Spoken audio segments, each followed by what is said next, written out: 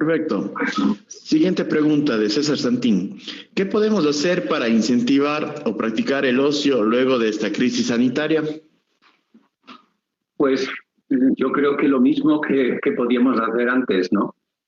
Seguramente vamos a tener restricciones, pero poco a poco iremos volviendo a la normalidad. Yo espero, esa es la esperanza que tenemos todos. Yo pienso que volveremos a la normalidad. Entonces, lo que yo digo es que hay que aprovechar de la crisis sanitaria y de esta reclusión que tenemos en las casas, en los espacios ya más cercanos y todo esto. Tenemos que aprovechar las reflexiones que hemos hecho para ponerlas en práctica luego.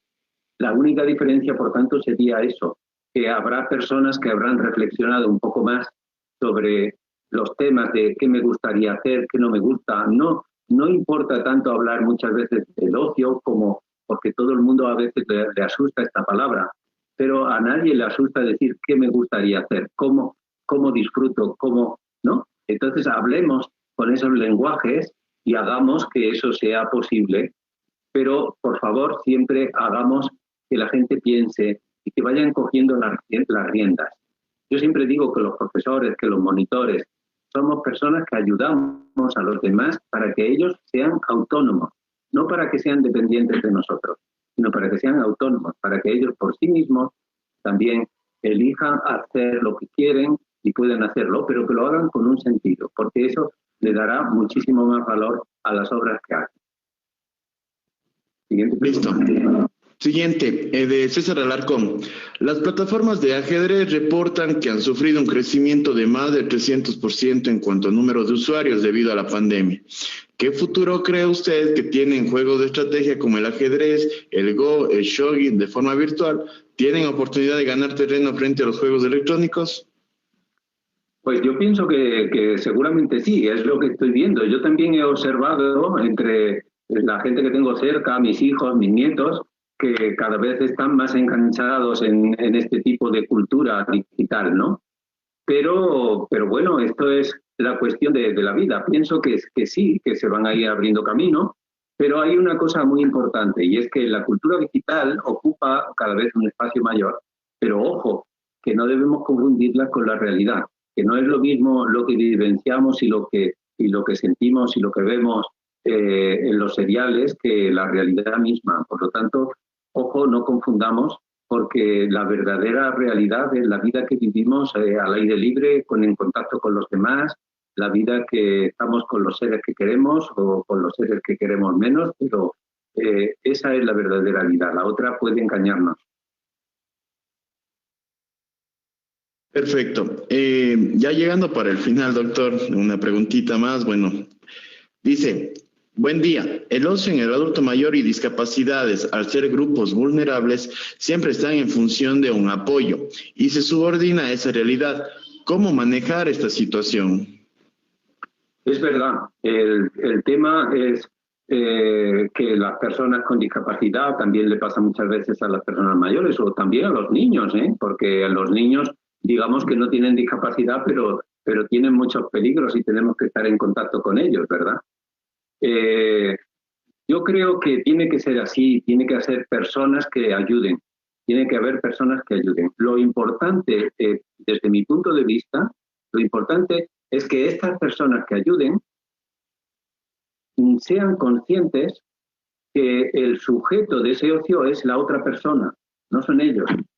Por lo tanto, que en la medida que puedan, darles libertad y darle opción, que sean ellos los que elijan, que los dejen elegir poco a poco y que los vayan enseñando a elegir, que les vayan preparando para vivir de la forma más normal posible. Yo creo que las personas que tienen algún tipo de discapacidad, lo primero son personas normales, luego tienen algo. Bien, pero es que todos tenemos algo. Y nosotros tenemos que verlos con esa normalidad. Y desde el punto de vista del ocio, tenemos que ayudarlos en lo que realmente no pueden hacer, pero en lo que sí pueden hacer, tenemos que ayudarlos a que sean autónomos. Esa sería la clave. Ya, perfecto. Tenemos otra pregunta. Acá está. Perdón, doctor. Ya para ir medio finalizando. Buenos días. ¿Cómo impulsar el ocio creativo que luego conlleve a un ocio solidario? Bueno, efectivamente, el ocio creativo, cuando se desarrolla adecuadamente, lleva a un ocio solidario. Voy a explicarlo brevemente, ¿no? El ocio creativo, por excelencia, forma parte de la expresión y de la capacidad de expresión de una persona. Una persona, el ocio es creativo porque cada persona es diferente. Por lo tanto, cada persona tiene una forma de ver la vida, una forma de ser, una historia. Es decir, no somos dos personas del mundo, tantísimos millones que somos, no hay dos personas que sean iguales. Y por eso, desde ese punto de vista, si esa persona se expresa tal cual es, se expresa con originalidad, con creatividad.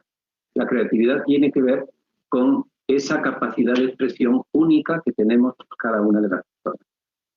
Entonces, lo que ocurre es que cuando a una persona le gusta mucho hacer algo, imaginemos una persona que le gusta mucho bordar o hacer macramé o pintar, pues cada vez lo va a ir haciendo mejor, lo va a ir haciendo mejor. Pero esas cosas que hace no las hace para ella misma, sino que normalmente lo hace para otros. Es decir, que cuando somos creativos, cuando realmente disfrutamos creando algo o contando un mensaje o bien tocando música o bien pintando o bien, como he dicho, haciendo un macramé o bordando, con tantas actividades creativas que hay, ese tipo de ocio está más cercano al ocio solidario, porque normalmente las personas terminan expresándose no para ellas mismas, sino para los demás. Y esa capacidad de expresión para los demás es una apertura, es el inicio de una apertura que puede ayudarles mucho en algún aspecto de la vida. Es decir, muchas veces los artistas no nos ayudan ellos personalmente, que a lo mejor incluso pueden ser unos egoístas, pero esa obra que hacen es una obra para la humanidad, es una obra creativa, y nos ayudan porque va a ser de un gran gozo para la humanidad. Están haciendo una labor solidaria. Por lo tanto, entre el ocio creativo y el ocio solidario hay una gran cercanía. No es la única, es decir, el ocio solidario puede venir también simplemente del gusto de ayudar a los demás, de hacer tantas otras cosas, pero digamos que en el ocio creativo es muy posible que la persona siempre esté pensando en otros, en hacer agradable la vida a otros. Eso es una forma de solidaridad y es una forma también de llegar a lo que creemos.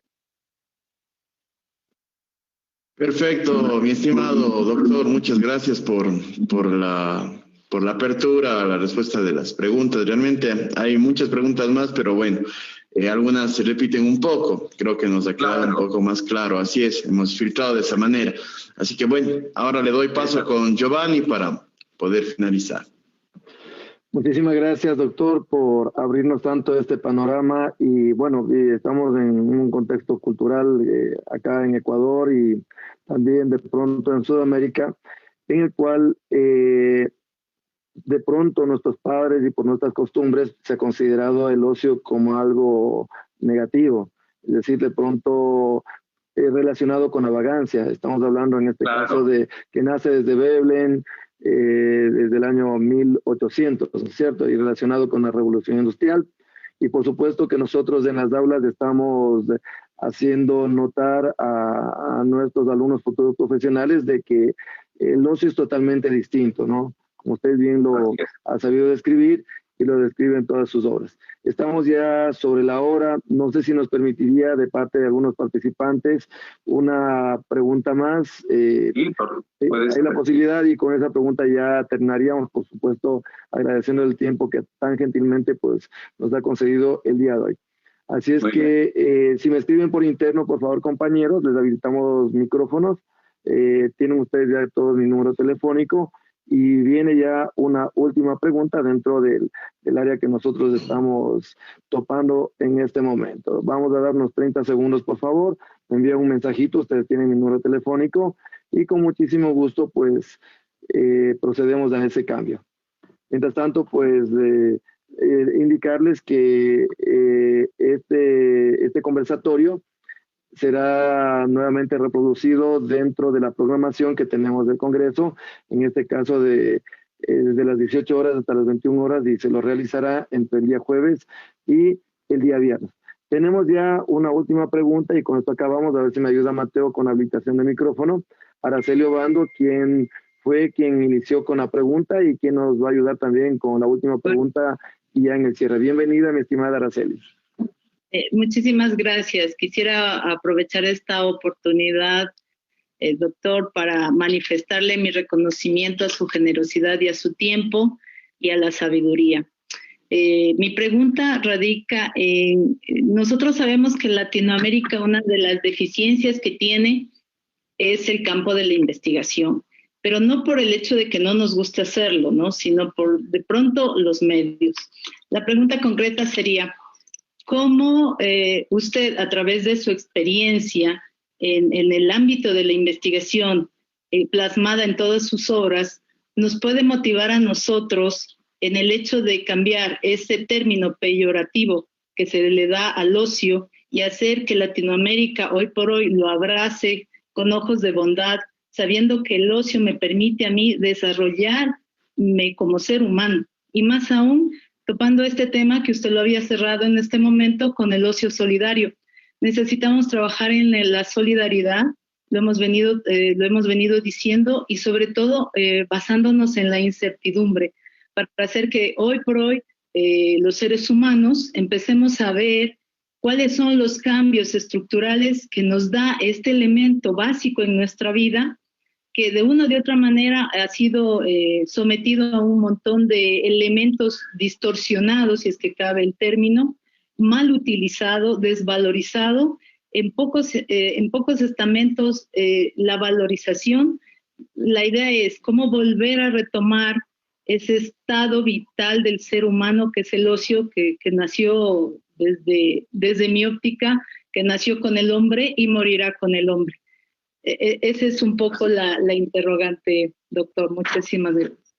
Muy bien, bueno, Araceli, pues nada, muchas gracias. Pensar que ha sido la primera y la última en las preguntas, con lo significativo que es este nombre para mí. Y ahora ya que te pongo cara, pues igualmente, ¿no? Bien, yo os animaría a que una de las cosas que yo me di cuenta muy pronto cuando empecé a trabajar este tema es que no podía hacerlo solo. Y que lo fundamental era crear redes. De manera que lo primero que se me ocurrió fue crear un equipo y a su vez otro equipo. Y luego equipos que entramos en redes unos en contacto con otros.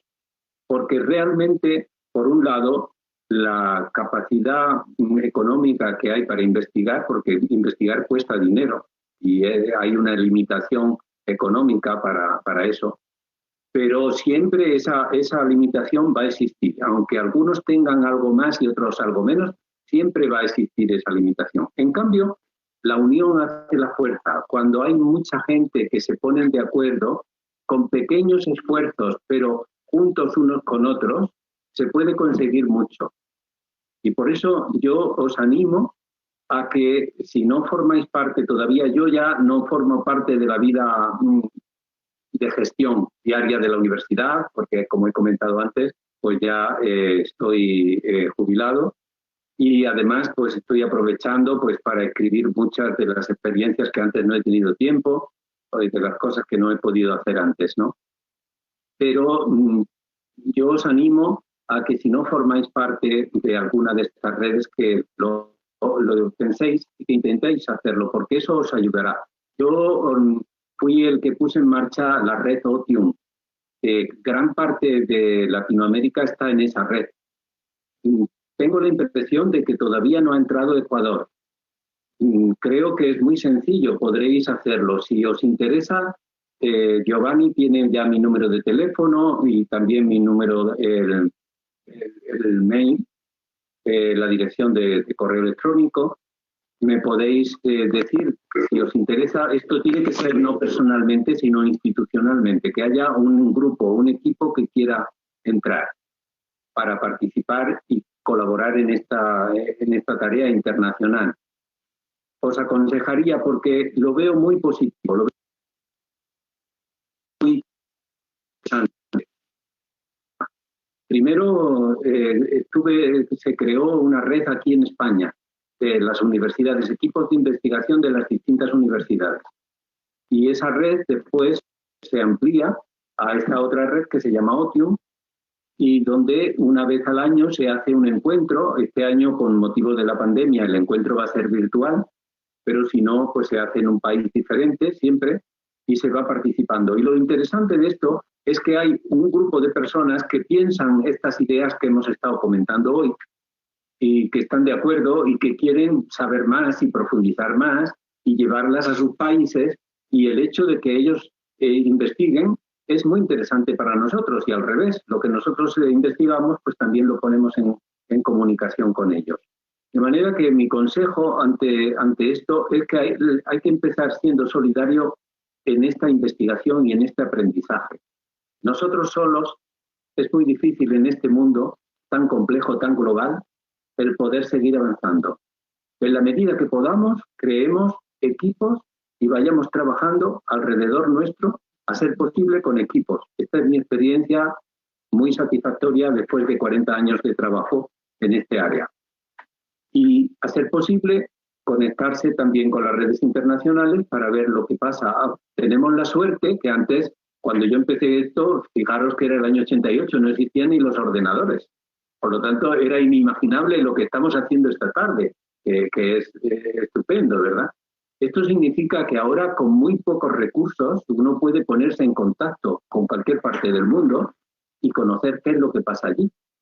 Y también tener ideas. Muchas veces se disponen en esas redes, ya se disponen de cuestionarios, se disponen de proyectos de investigación que ya están hechos, que no cuesta nada repetirlos en un país.